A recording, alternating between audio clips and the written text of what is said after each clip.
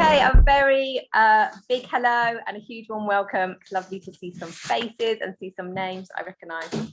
I'm Gemma and I'll just be hosting the event today, but it's lovely to have you all. So tonight we are going to be spending the evening with Alastair Gordon, and he's going to be bringing to our attention his new book, Why Art Matters. I'm hoping that some of you have already got that, but a really great book. We're going to be hearing from Ali about his work, and then we will be discussing some of the themes from within the book. And finally, we're going to have a discussion at the end, which will be open for questions from all of you. So please do be jotting down your questions as we go and as the evening unfolds. So a little bit of an introduction to Alastair before I begin. Alastair is a fine art painter, a lecturer, and the founding director of Morphe Arts, to name just a few of his roles. I've known Ali for about 3 years now, and through his practice and through hearing him speak on many occasions, I've definitely been captivated by his passion and the possibilities that arise when he talks about faith and art. It really is inspiring. So it's a real privilege to have him speaking to us this evening. Ali, a big and huge warm welcome to you. Hi, Gemma. Thanks for having me. Hi, everybody. Thanks for coming. Brilliant. So we're going to start with just a few questions for Ali. Many of you will be more than familiar with his work, but for those of you who aren't, I wondered, Ali, first of all, if you could just introduce us to your work. What is it that you do? Yeah, I'd love to. Well, I'm a painter and I'm coming to you from my studio in South London right now, which feels like the hottest place on the planet right now, but I guess it is equally toasty for you guys too. I could show you a couple of paintings on screen share. Would that be a good thing to do? So I studied at the Glasgow School of Art, and from there worked in the charity sector for a little bit of time, and then found myself falling back into painting and MA at Wimbledon School of Art. And now, as Gemma says, alongside a bit of teaching and working with Morphe Arts, most of my time pretty much is in the studio painting. And I do things like this. So this is a painting for an exhibition I was doing in Beijing 2 years ago, back when exhibitions were happening. Do you remember those days? They were fun. And it was an exhibition about environmental concerns. And they asked me to make a painting about ocean detritus. So I didn't really paint much ocean detritus, but they said, well, we're going to do it in Beijing and you can come. I said, I could do a painting on ocean detritus. So I made this painting of objects that wash up from the shore of the River Thames. And that's the objects down on the bottom. And then above is the painting. And as you'll see, it's very sort of realistic. So I make hyper realistic paintings, and they fall in a very particular tradition, which is called quodlibet painting.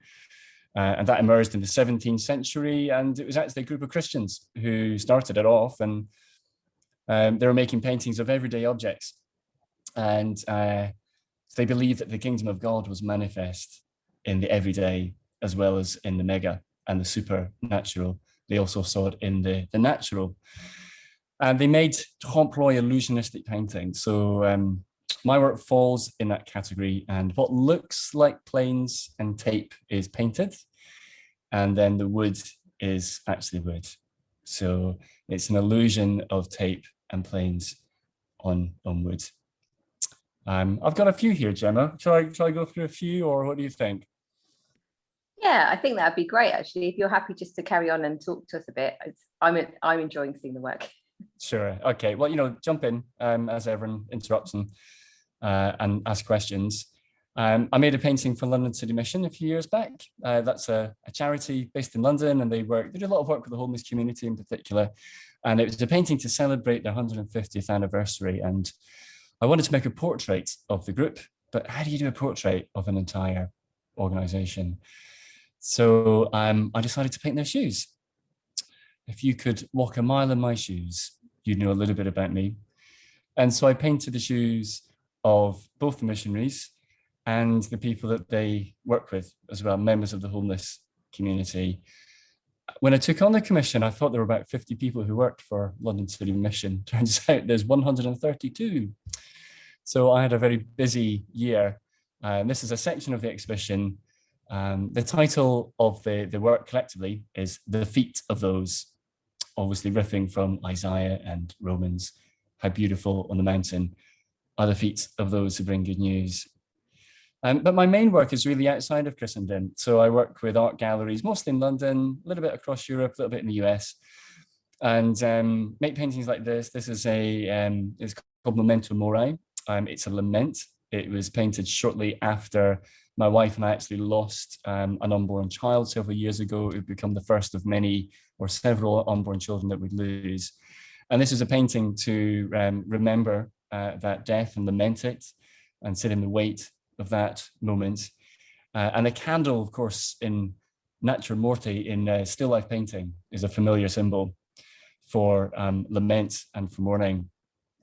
Some of them are slightly more cheerful. This is one for a show in Los Angeles, and it's a big painting. It's 240 centimeters across. And again, it's illusionistic. So it looks like posters and cards and tape, but it's all very carefully rendered. The term quodlibet is a musical term. It means what you will. And musicians would, in the 17th century, put together musical arrangements, kind of improvised, if you will. And in visual art terms, quodlibet, what you will, is a way of making paintings that look like collages, that look like lots of stuff has been thrown onto a wooden panel. But again, they're very carefully chosen and selected. And the term also means a philosophical exercise. And in some ways, these are philosophical renderings of pictures.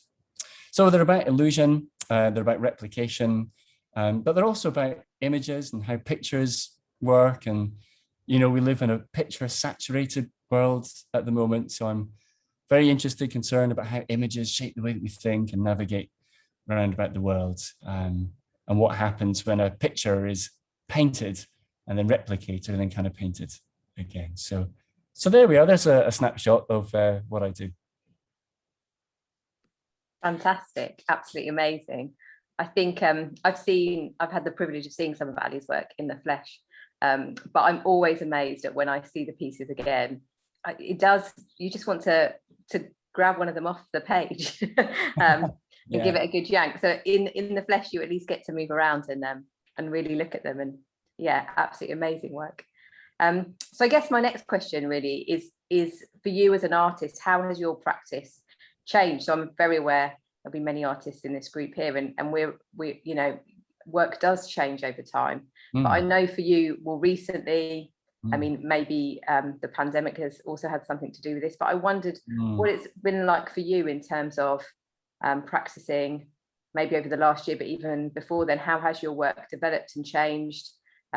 You know, my work's changed a lot during lockdown, not least because all the galleries closed and I had a few exhibitions that were cancelled and postponed and things. And in some ways it was a horror, wasn't it? You know, and I'm sure people here would relate to that horror of of suddenly no deadlines and no work.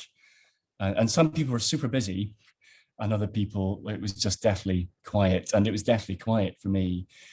And then it became a bit of a gift. If I can talk about lockdown in those ways, recognizing the trauma of it. But it was as if someone had said, look, now you've got 12 months, no exhibitions, no deadlines, no one's going to be buying your work. What do you want to do? And it was a little bit like going back to art school and rethinking things. And it became opportunity to reflect and pray and meditate and ask God how things were doing with the painting and is there anything that could change. And I went back to my sketchbooks.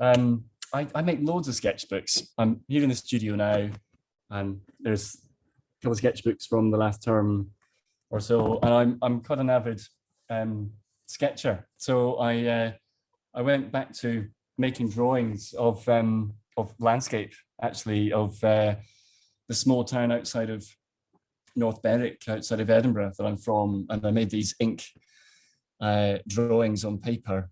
And they were completely different from my very photorealistic, heightened, uber precise paintings that I made before. And I filled about 5 sketchbooks of that.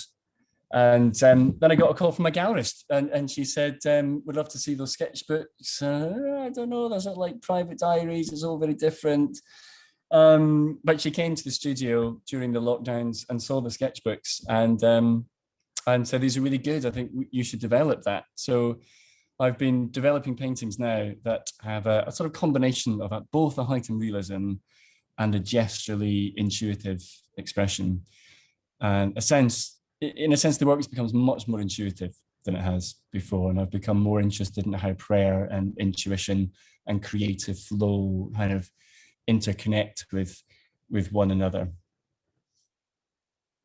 I think I've already got several questions that have come out of that, but yeah, I'm really interested in also I wonder how you find, coming out of the pandemic, is there an expectation for you to go back to what you were doing before, or a kind of comfort that you're in a new space now?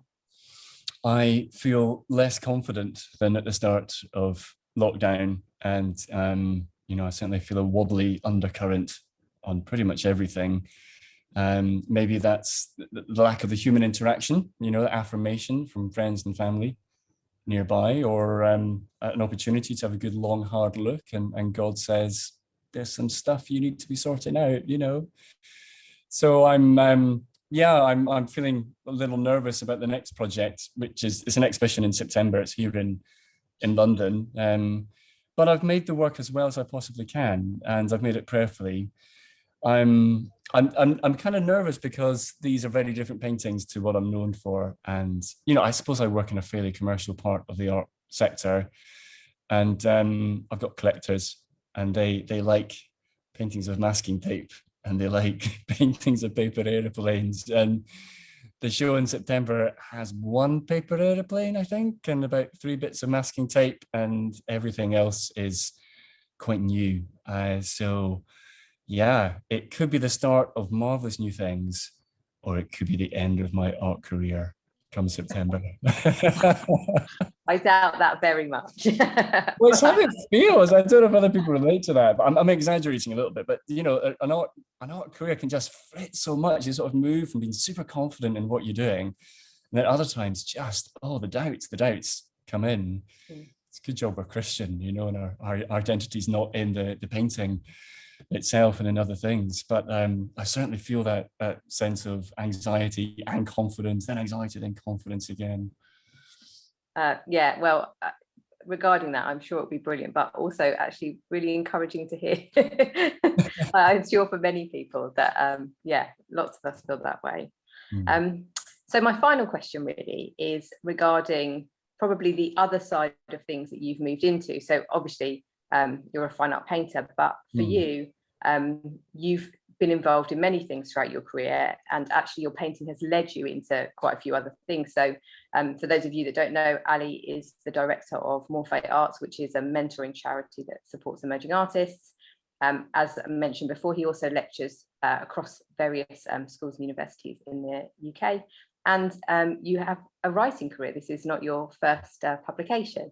So I guess, can you just spend just a moment or two really talking to us about what is your vision to encourage and support artists beyond actually your own work, because that is something that you have done and increasingly are doing. Well, we do this together, right? God made us for a community. He made us to be with people. It's a communal activity. I love that bit in the Old Testament in Exodus when the first art school appears, and you've got Bezalel and you've got Oholiab, and they make all this artwork for the tabernacle, but they don't make it on their own. They make it in community. And that strikes me as salient to the way that human beings are made, and therefore part of our creative expression. So I have a heart for mentoring and for people and for community. And Morphe is an extension of that. So like Sputnik, we work with artists across different creative fields, and we work with artists at particularly the beginning stages of their career, helping them think about how their faith and their art connect with one another, at times putting on exhibitions together, at times it's sitting around with a cup of tea, talking about faith and art, and at other times it's opening God's word together and praying. But I find that those times very much inform the studio practice as well. And artists do tend to work in isolation generally, but I find that I need other people to work with and bounce around ideas with. And that's why lockdown has been so painful, I think, for many of us. Zoom's good, but it's not quite the same as sitting around in the real with cups of tea in hand and looking at the art in the real. So those days will come back again. But to your question, I encourage people to be part of artist groups much like this, like Sputnik, and to be super honest with one another and just level about the reality of what it's like to be an artist and a person of faith, the joys of that, the challenges of that. And God gives us one another to support and encourage each other, like iron sharpening iron. So yeah, I'd encourage folks to keep being part of groups like this. Yeah, that's very true, and yeah, a good and timely encouragement, I think. So I suppose continuing in a similar vein, your latest book, Why Art Matters, has just been released, and I'd say for me, definitely, and I wonder if it's true for others here, but I think Why Art Matters is a question which I know both artists and non-artists, I think, often wrestle with and discuss to varying degrees. And I'm sure at one point or another, a lot of you will have either yourself wondered as an artist why your art mattered. And I'm sure at some point or another, you probably have had somebody ask you why in one way or another your art matters, or why art in general matters. But Ali describes his new work as an apologetic for art. And so, Ali, I wondered if you could spend some time introducing us to that work and to some of the themes that you have been writing about. Yeah, thanks, Jim. I'd love to do that. I'll share some slides again in a minute. And what I could do is I could read just a few parts from the book, but I don't want to just sort of read the book, so I'll maybe read a few parts and then describe some things that are going on with that. But in some ways, it's quite a dumb question, isn't it? Why does art matter? Well, of course it matters. And if you didn't think that, you wouldn't be here tonight. So in a way, I'm preaching to the converted. But it's become my understanding in the last 15, 20 years that particularly in the Reformed communities, evangelical communities, charismatic communities, that we have moved a long way from the days of people like Francis Schaeffer and Hans Routmacher, who wrote in the 1950s, to a Christendom that had a sort of division between church and the art world. It's been a while since I've met an artist in Morphe who has said, I don't think I can be a Christian and an artist. I know some people maybe still wrestle with that, but it's been a while since we've had that. But there's not yet that same level of positive, enthusiastic encouragement for Christians to be working professionally in the creative arts that that we'd love to see. So this is my life work, is to encourage artists of faith and encourage the church to be encouraging their artists. And why? Well, that's what the book's about, and scripture is so full of art and creativity, advice to artists, wonderful works of art, beginning with the creative character of God in himself. So the book's written partly for church leaders and people in Christian leadership, to encourage them to look back to the Bible and to see how important the arts are. But really the main audience, it's written for artists, it's written for us basically, and people of faith, to look again at why God is so enthused by acts of creativity. So I'll share my screen and I'll speak for, I guess probably about 15, 20 minutes probably. And then I think we're doing some discussion after that. Let's start with this, Eyes for Art. So before lockdown, I was at a party and a friend asked me a really surprising question. And they said, well, we've been talking about the state of the world. We've been talking about concerns for our communities just coming into the lockdown. And she said, people are going to lose their jobs. They're going to lose their homes. They're going to lose their health. They're going to lose their lives. There's so much evil in the world right now. She said, why does art even matter? And if we were to answer that in a functional, utilitarian or pragmatic way, then I suppose we would say that art doesn't matter, in so much as art can't find a cure for the coronavirus. A painting won't stop a tank from invading a foreign country. If we think about art purely as a utility, then it doesn't matter.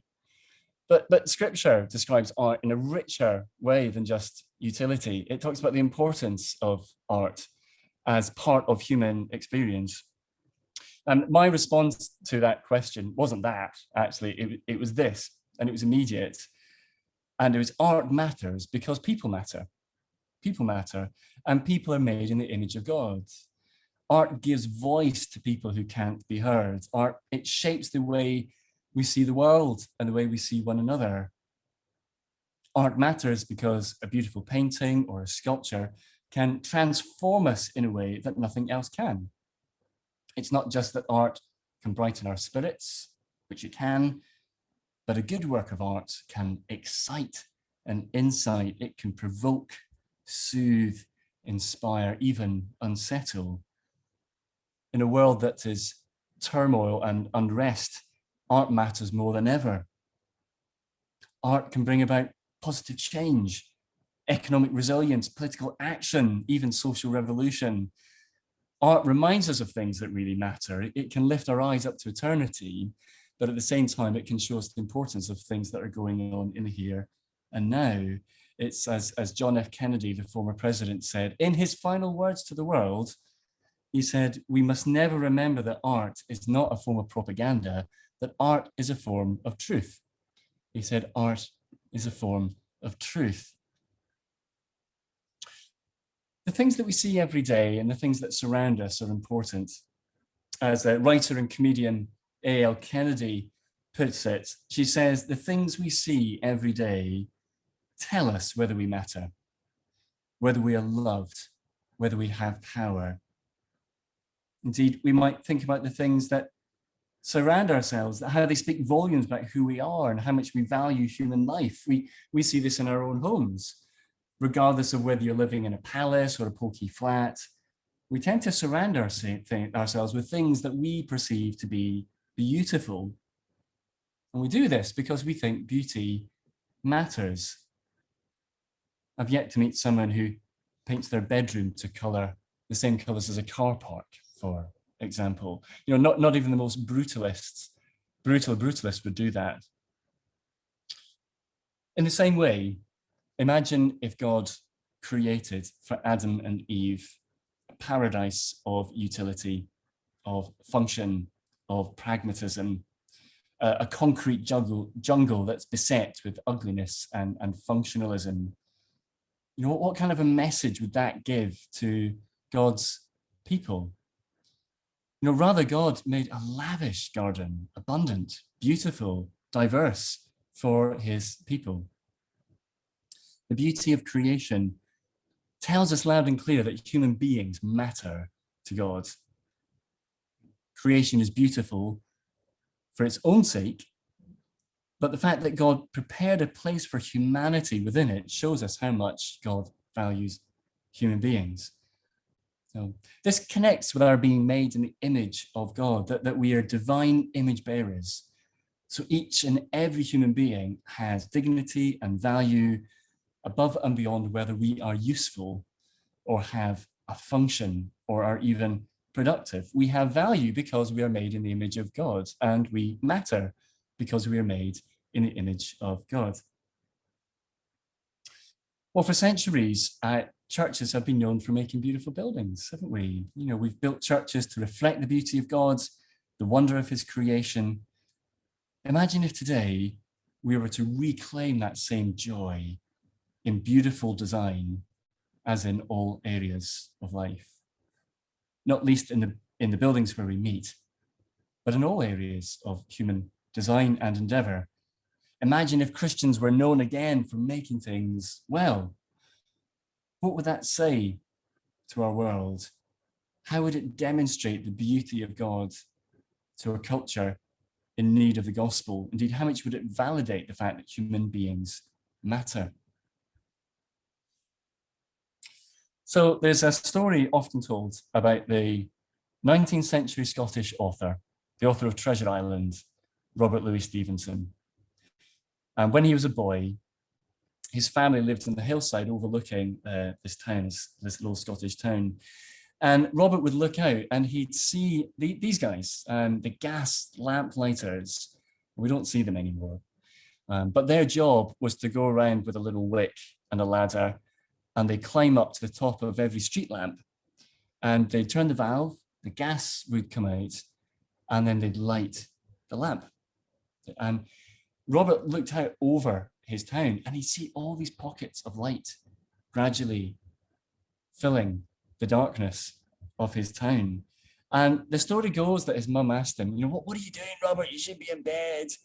And Robert comes out with this great reply. He says, Mum, they're punching holes in the darkness. It's a beautiful picture. It's a beautiful analogy of how the arts can function, how the arts can punch holes in the darkness, holes that radiate the image, the glory of Christ, that give us just a taste of new creation. The new creation is so good, it can't help but punch through into our current reality. A few years ago, my wife and I experienced one of the hardest moments of our life together. I just alluded to it a moment ago, and I'll never forget that moment when the doctor leant forward, taking Anna's hand and explaining that our unborn child wouldn't make it into the world. And we didn't know it at the time, but this was to be one of several miscarriages and failed pregnancies, each one becoming harder. Another prayer said by the river, another tree planted in memory in the garden, an orchard of grief cultivating inside of us, another layer of hard skin, wrapping around the heart. Like many couples, we turned to God for help. Well, at least we tried to turn to God for help. If I'm being honest, we struggled. We struggled to know how to pray. We were angry. God, how could you let this happen? What's the sense? What's the good? Where's the hope? C.S. Lewis described it really well in A Grief Observed when he said that no one ever told me that grief felt so much like fear. I'm afraid, but the sensation, so I'm not afraid, but the sensation is like being afraid. That same fluttering in the stomach, the same restlessness, the yawning. We've each in our own way suffered a grief this year, have we not? A loss of some kind, a loss of a perceived freedom, the loss of a health, of employment, perhaps even the loss of a loved one.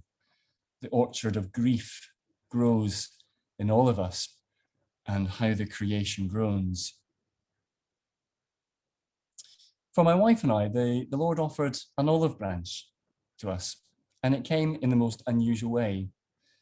Why would I share a story like that? It's dangerous at best. But I don't share it to garnish your sympathy. And actually, we're very well supported by a very caring family and church community. But I mention it to demonstrate how the Lord actually broke through our darkness, punching a hole in the most unexpected way, because it came through the arts. Specifically, it came through a poem. We've been seeing a counsellor, and the counsellor suggested that we write a letter to God. And the letter took the form of a poem. As we searched for the words, finding just the right phrase to express what we felt. There's something about the process of writing poetry, and a salve was applied and healing began. That simple act of poetry was enough to punch a hole through the darkness, that we returned to prayer, that we returned to God's word, and we found him again in a wrestle and a fight.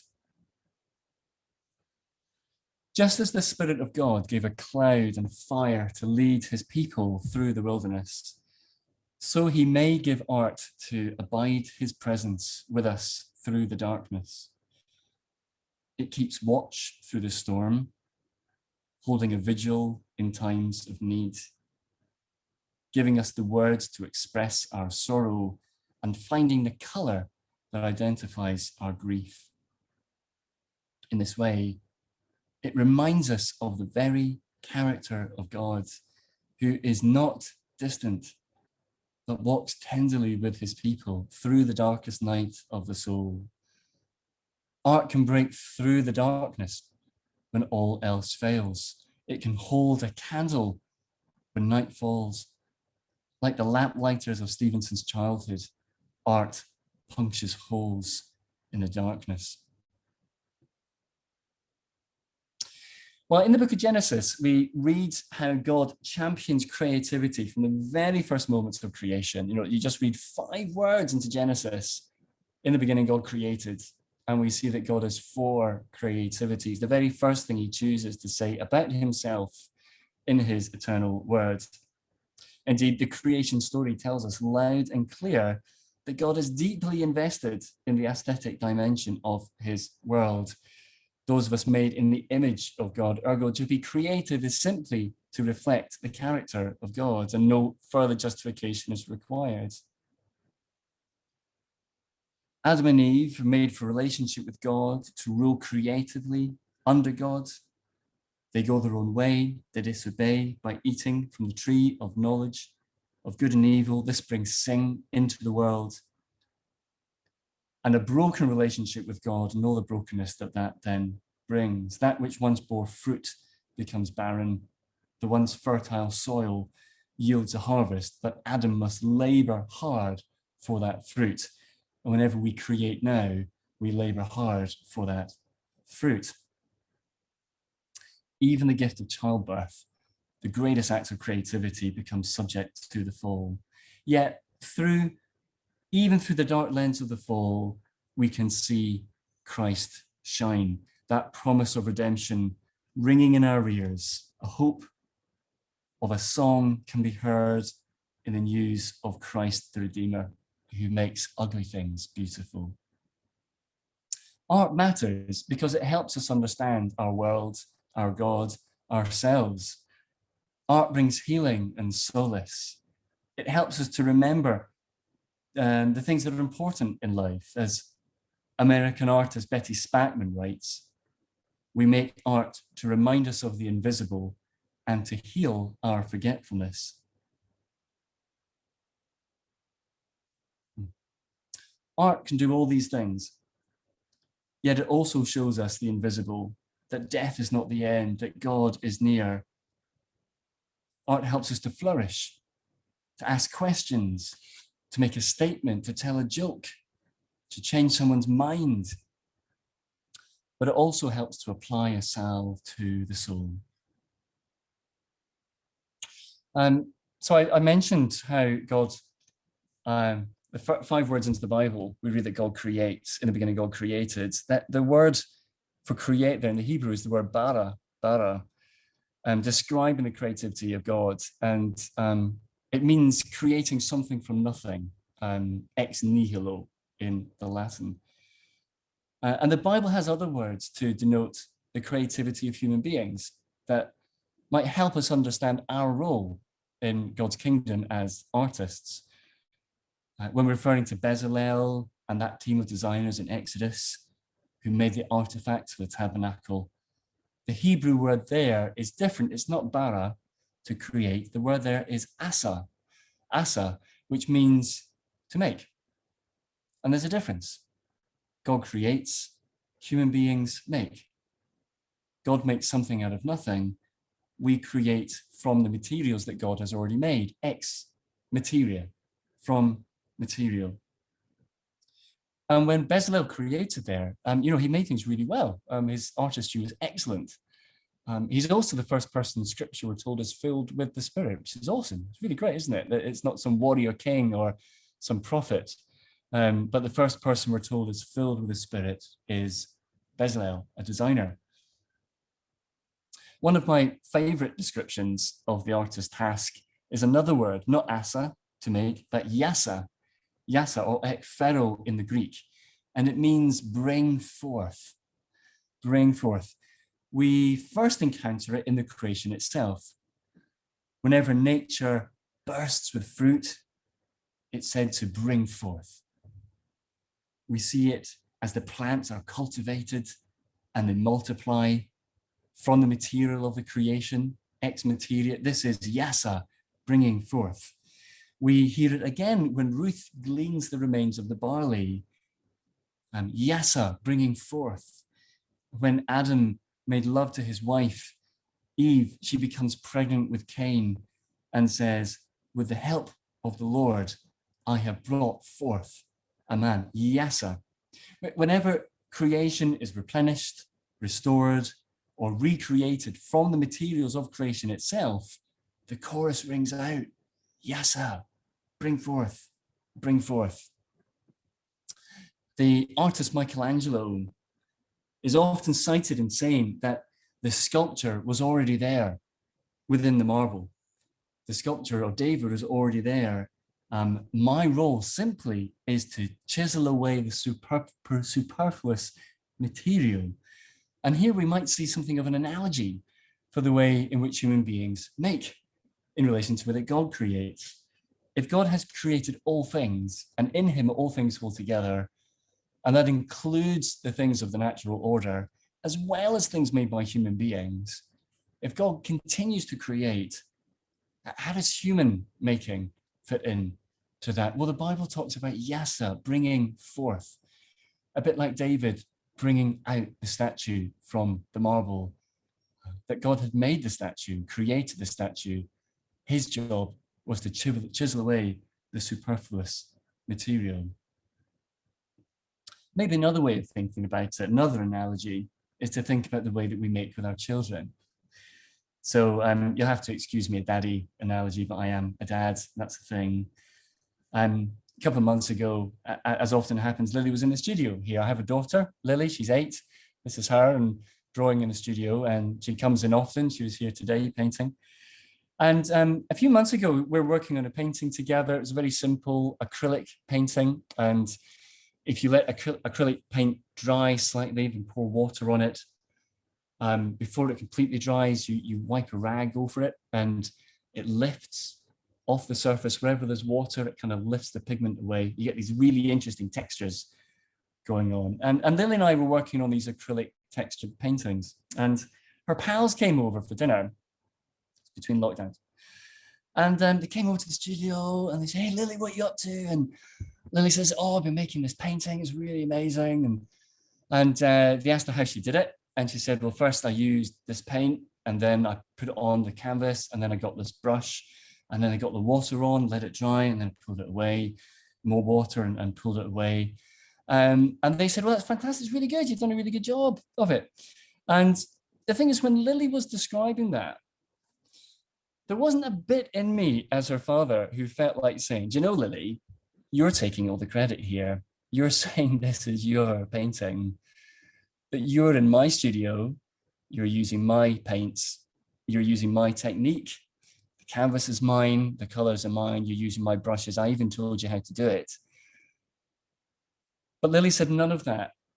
She was just so thrilled with the process of making and creating and sharing that with other people. And I think here is an analogy for the way in which human creativity works. Yes, I'm bringing forth that in God's infinite generosity, we work in his studio, we're artists in his workshop, the paintbrushes are his. And yet even those who don't give credit to him, perhaps even he takes great delight because they are bringing forth the works of creation. You know, he makes something from nothing. We bring it forth. When God creates, he makes ex nihilo. Ours is the task ex materia, to make from materials, to bring forth works. And when we do that, it has resonance within the new creation. Ours is the work of caring for creation, of laboring and working, of worship, of serving, of enriching, of expanding, of completing. Art matters because artists matter. Art matters because we're apprentices in the workshop of the Creator. We're children who play in the Father's studio, workers in the great tradition of the great carpenter from Nazareth, who redeems all things, and he's making everything new. So there is just a little taster of various parts of what I'm writing about in the book, jumping from chapter to chapter, but hopefully gives an idea of where we're at. Ali, thank you so much. Round of applause if you can, or cute little emoji. Absolutely brilliant. Thank you so much, Ali. I've read much of the book, but it was much nicer hearing you read it. It was absolutely brilliant.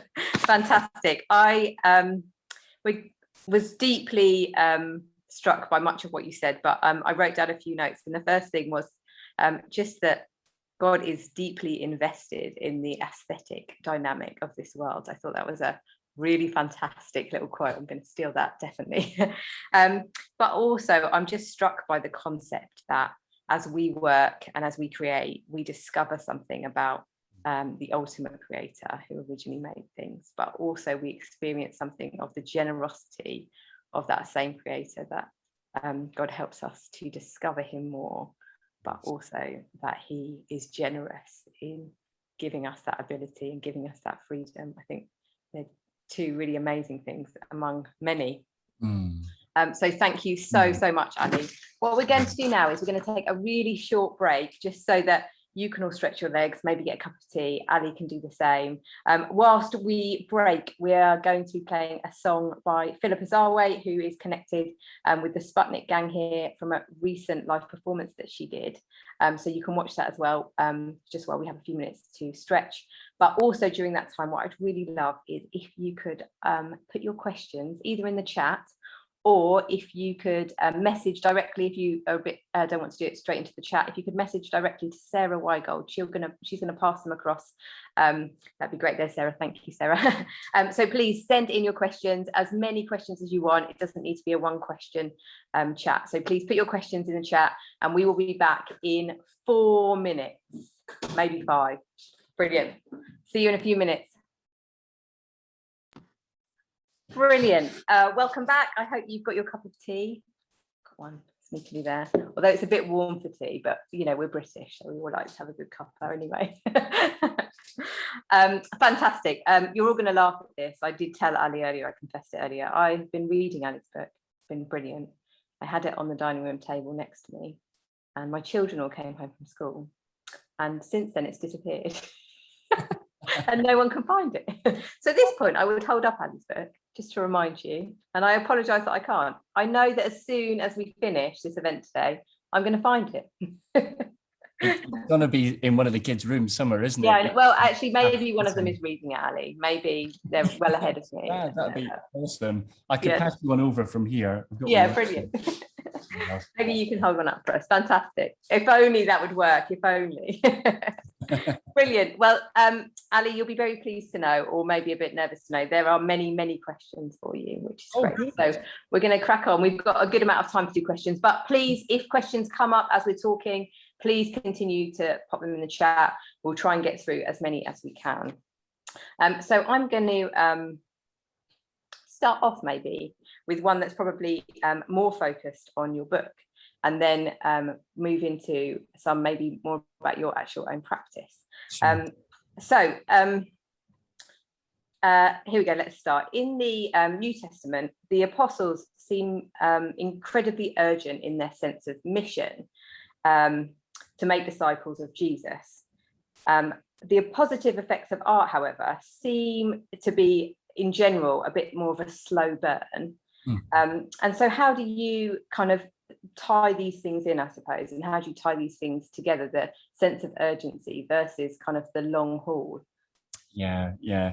There's kind of two ideas that come together which might contradict one another, but at first I wonder if in terms of biblical theology, if there might be some comparison between the preaching of the gospel and the making of art, in so much as the making of art, the preaching of the gospel is by definition art. So art is human skill, human endeavor, if we take a very literal definition. So that same urgency that the apostles felt, is an artistic urgency that they have. So I'd say that there's something of a theological connection between art making and the proclaiming of the gospel.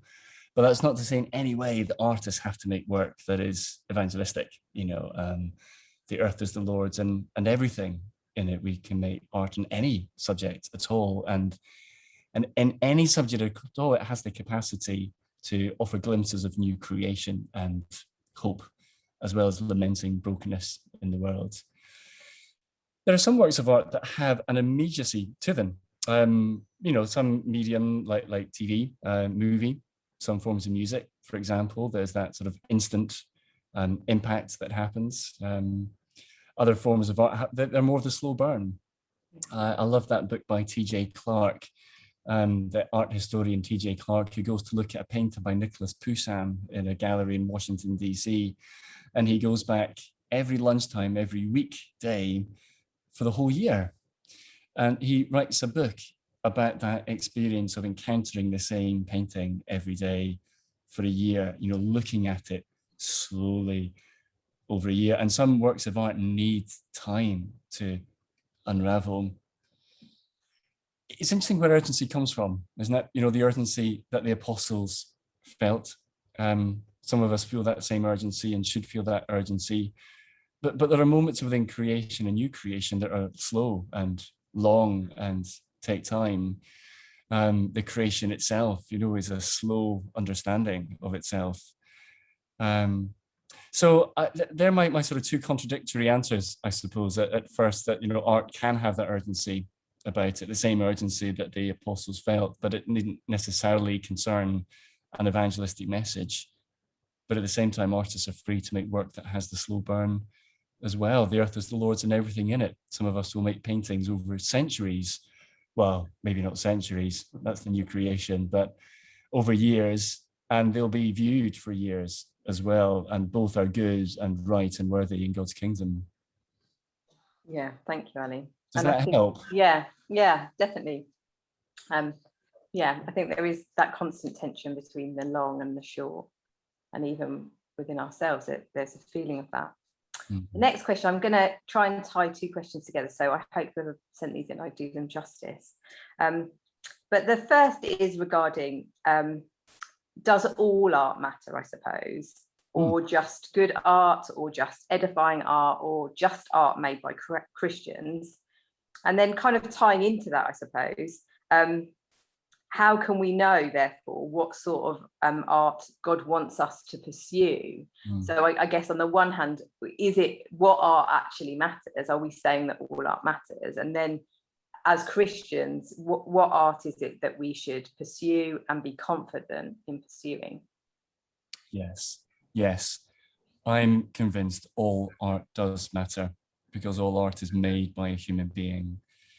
And whether it hangs in the National Gallery or is performed at the National Theatre or pinned to your fridge with a magnet because your 4-year-old did it, it matters because human beings matter. Humans are made in the image of God, and they have dignity and value and worth because they're image bearers. So yeah, there's no art in the world that doesn't matter, because there's no human being in the world that doesn't matter. I think that's different from works of art that will endure for years and works of art that are momentary. Maybe going back to the previous question, so there are certainly some works of art that have a resonance to them that seem to endure from generation to generation. You know, you might think of, you know, what's your favorite work of music, you know, or your favorite novel, or your favorite painting. You might think of something that was made in the last 20 years, but I bet you in the mix somewhere will be something that was made a long time ago. There are some works of art that seem to both connect with the current zeitgeist and have a historicity to them. And that's not to say in any means they matter more, not at all, but they have a deeper resonance and effect for generations to come. I would be honored if some of my paintings were still being exhibited in 50, 100 years' time, and they may be lost to the sands of time. But that means they're no more or no less significant to the paintings that my daughter makes in the studio here. You know, they matter. And the second question was, what sort of art does God want us to pursue? That's such a good question. I know some Christians have different views on this, and when it comes to questions of calling and what we're called to do and not called to do, and questions relating to that. From what I see in Scripture, we're called to do one thing, and that is to be Christian. And everything else from there becomes wisdom and guidance and choice. we're told that the earth is the Lord's and everything in it. So we are free to make art on any subject, on anything. You know, it can be art about why Christ died and rose again, or it can be art about how beautiful the sunset is, or it might be art that says, has anyone noticed how weird and beautiful concrete looks just after it's been raining?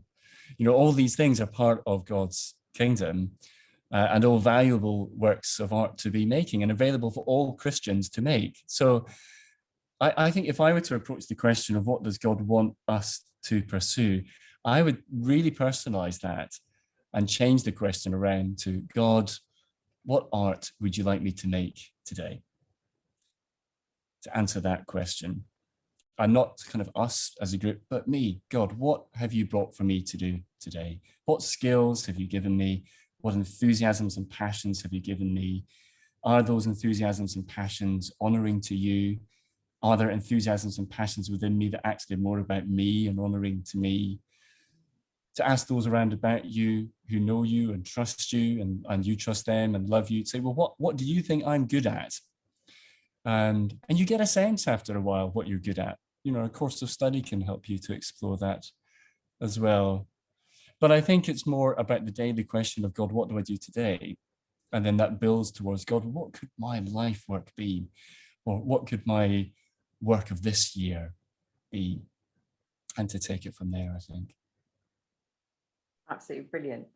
I'm very struck by your enjoyment of Quadlibet and its inclusion of the everyday, and your comments there. Actually, I think sometimes it's easy to forget that we draw our practice into our everyday, and just as we aim, I suppose, to spend time with God every day, that we do that with our practice as well, and give it to Him. Yeah, really, really good. No, I think that's absolutely right. You know, Van Gogh was famous in saying, Van Gogh, as we like to call him, that the greatest work of art is to love people. That's what he thought. You know, he trained to be a pastor before he became a painter, but his life work was to love people. And I think you see that in the painting. But yeah, so often God is actually more present in the everyday, even in the mundane moments, more so than we expect or realize. Yeah, very true. So I suppose turning those questions slightly more specifically onto you, Ali, the next question is regarding your own work and kind of your decision making within that work. So it says, Ali, did you make a decision to place yourself in the commercial artwork to make money? And would you like to make work that is less sellable? So I guess, where do you fit within that kind of Well, if I did place myself in the art world to make money, I probably made a really bad career decision at some point in my life. It's probably easier ways and more successful ways of generating income than becoming an artist. So no, I didn't. You know, I entered into painting because I had an enthusiasm for painting. I always have, ever since I was a wee boy. And I was interested in some of the philosophical, theological concerns within painting.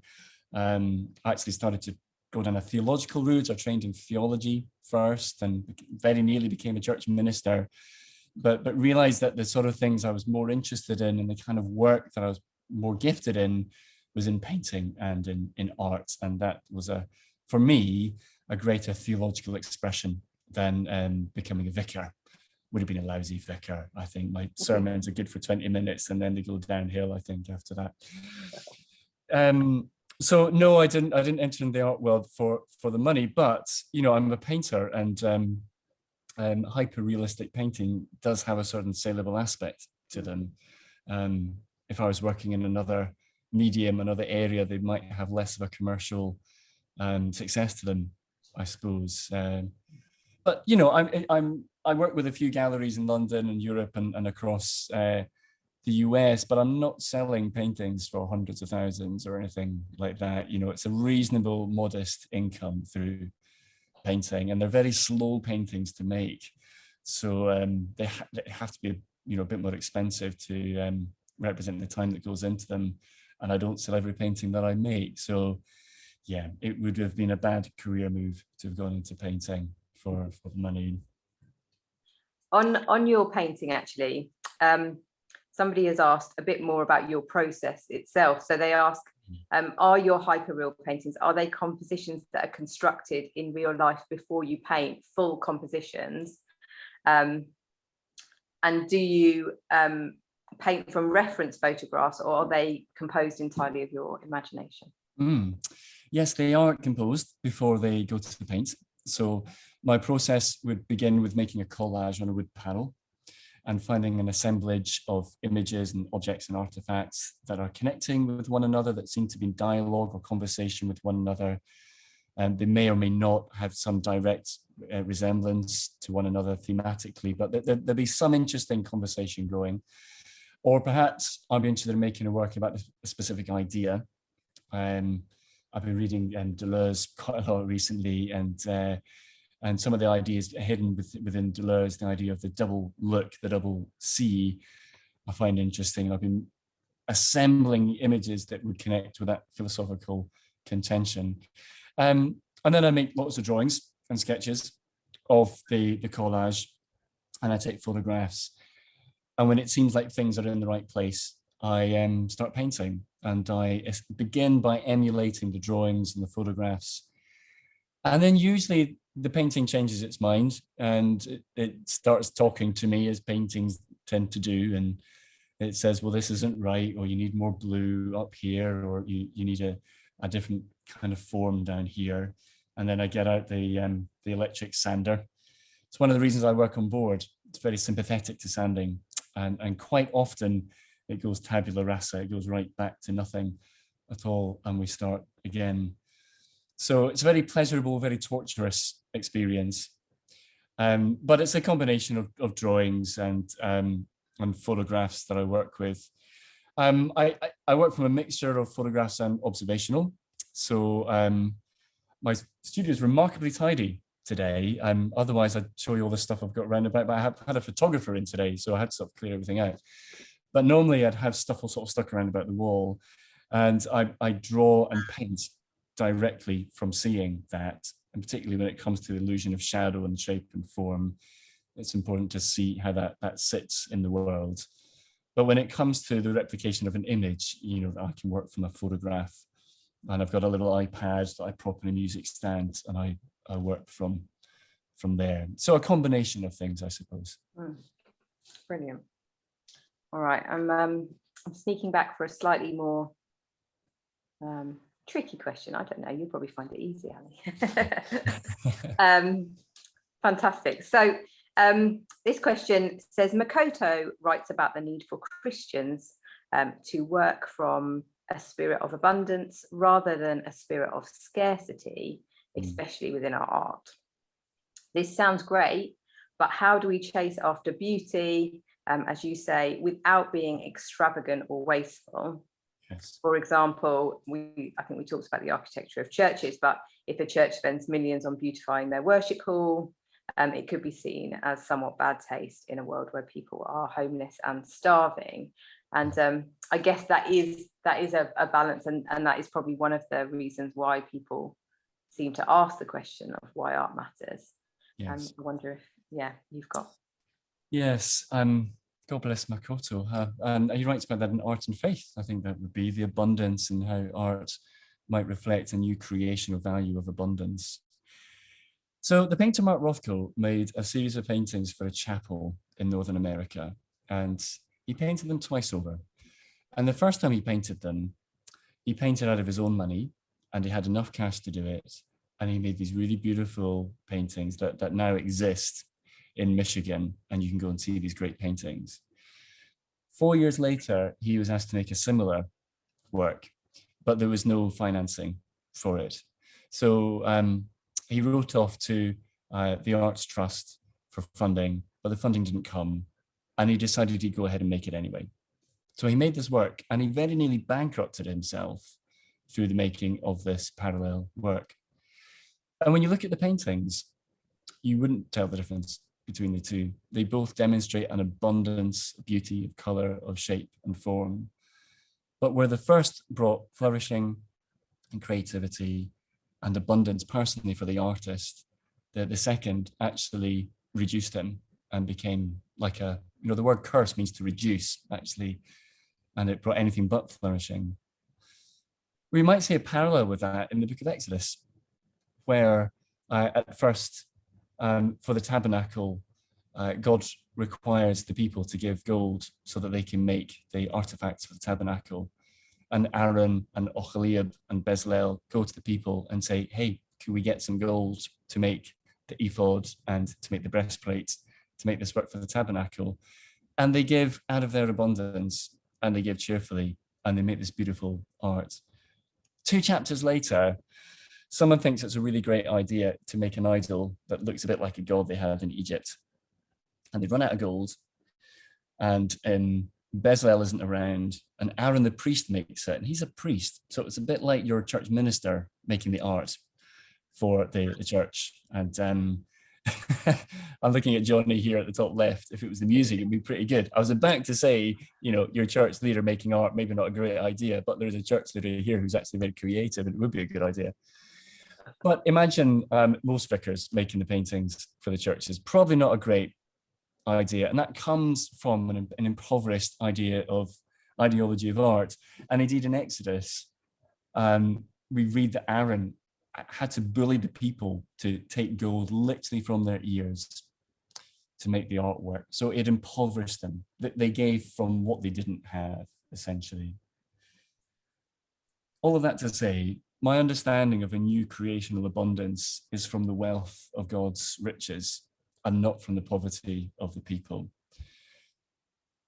And so when we talk about art in an abundance sense, it's to bless, enrich, flourish. It's not to destroy, curse, and reduce. So I think we make from the resources that God has given us. And if your resources is £100,000 to make a spectacular work in gold, then you must do that. And if your resources are your daily bread and your pocket money and sheets of A4 paper and pencils, then you make abundantly from that. You know, the ethos, it's not about cash flow or about budgeting. It's about generosity that pours from the generosity of God. And I think Mako writes and puts this far better than I can, that an abundance of artistry in the new creation flows from the generosity of God to his people by common grace and extended through his people by works of grace and artistry within God's people, regardless of their affluence. So I hope that helps. I know there's a lot in that subject, but maybe that's a starter for 10 at least. Yes, thank you. Yeah, that's brilliant. I guess probably leading on from that, really, somebody's asked, how do you cope with Christians who think that art doesn't matter? And they can come across sometimes, I think, as a bit patronizing or discouraging. Yeah. Have you experienced that? And if you have, how do you cope with that? Yeah, I experience it less, probably because they don't want to hang out with me as much anymore. You know, speaking so much about art, if they don't think it matters, we'll probably find other parties to go to, I think. But yes, it's frustrating. I think I've yet to hear someone say blatantly, I don't think art matters. I hear it less and less and less and less. I thank the Lord for that. I heard it much more when I was in my 20s and now in my 40s, and I hear it less and less, and work has been done. But what I don't see as much of is a kind of culture of artistry within the church. You know, when it comes to how we spend money in our churches, where we encourage young people to go to college or what work to do. So as well as encouraging people to seminary and theological college, you know, how many times have we encouraging people to go to the Royal College of Art or to go and study music in the National Theatre or to apply to RADA or something like that. You know, we just don't hear so much of that, I think, in the culture of our churches. So I think increasingly in church leadership, you know, theologically, doctrinally, I think church leaders are, within the circles I'm part of, they generally get it more, but we've yet to make that move from theological understanding to cultural difference. Given that 200 years ago, churches put money into things like directors of music and artists. More recently, when it comes to the budget, we we weigh up things like, do we send money to missions abroad, or do we get a youth pastor or a kids worker? And if you were to come into the budget meeting and say, hey, let's pay our musicians, I can imagine what my church would think about that. And I'm on the leadership team for my church, and I can kind of imagine the sort of conversations we'd have. But churches used to do that. They used to pay their musicians. And it's where we have people like Bach would come out of that tradition. And Edward Collier, the painter, came out of that tradition. And Salieri came out of that tradition. Our culture has changed. And if doctrinally and theologically we believe that the arts matter, are of value to the Lord, then there needs to be a cultural change, and a change in our budgeting in churches, not to pull away from other things, but to invest increasingly in the arts. There's a proverb from Scotland where I'm from. It's not the Bible, but it's pretty cool. And we say, if you've got tuppence, 2 pence, spend a penny on bread and a penny on flowers. Recognizing that we need something to fill our tummies, but we also need to have beauty in our world as well. And we see that in the way God creates. We see it in creation story. When God creates the trees, he says of the trees, first, they are pleasing to the eye. And then he says they're good for food. The fact that they were beautiful, that was important in God's creation. Again, the aesthetic dimension was really important in God's creation, and it wasn't detached from functionality. That form and function were interconnected with one another. So yes, let's employ musicians and designers in the fabric of the church where we can afford it, and as we can afford it, as we employ youth workers and pastors and give to overseas missions as well.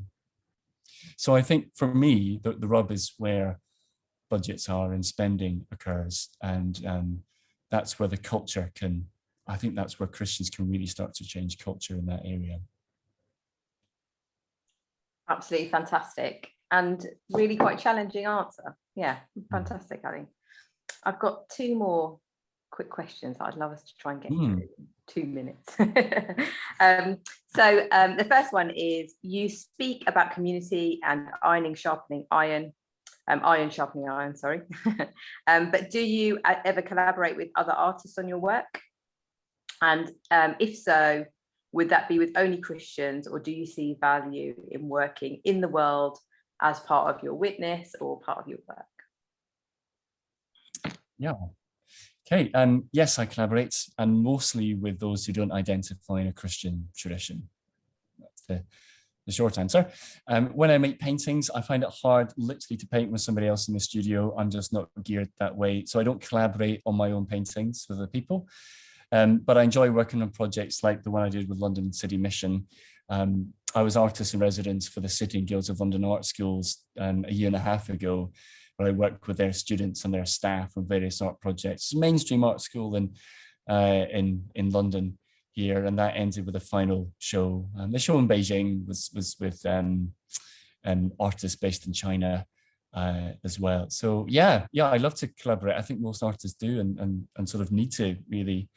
And is it with other Christians or not? Well, for me, collaboration is driven by the work. It's driven by the art, and whether the art is made by a Christian believer or not made by a Christian believer. Actually, that to me in my practice is secondary. It's driven more by the artwork itself, and it tends to be that I work with and hang out with people who are outside of Christendom generally. Fantastic. All right, in one sentence, final question. What advice would you give to your younger self if you could? Wow, in one sentence. Well, I'd say yes, Mariana. Good call. That'd be one. And I can say why if anyone's interested. What advice would I give to my younger self?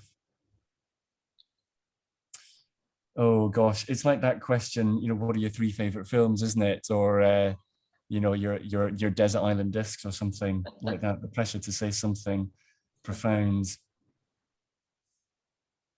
I think I'd probably say, in all honesty, Gemma, I think actually just be kind to yourself. I think when I was younger, I had great ambition. And some of that was from the Lord, some of it was from my ego. And I worked very long hours and stayed up very late and nearly burned out. And I thought I was doing it for the gospel. And a lot of it was for the gospel, and the Lord redeemed a lot of it. But a lot of it was me trying to prove myself, as a lot of young men do. So I think it would be to be kind to yourself, make time to rest, stop. Jesus said, come and have breakfast, sit down, have a cup of tea with the Lord, and don't try and change everything in 1 week. Something like that. That was a pretty profound end. Sorry for Was springing it? Okay. Yeah. Fantastic. Right, we have come to the end of our questions. We've just got a few more minutes remaining. But Ali, thank you so much for your time, for your wisdom this evening. Yeah, great round of applause. Good thumbs up. Love it. Thank you, Gemma, Johnny. Thanks for the opportunity. It's been great. Thank you. Thank you so much.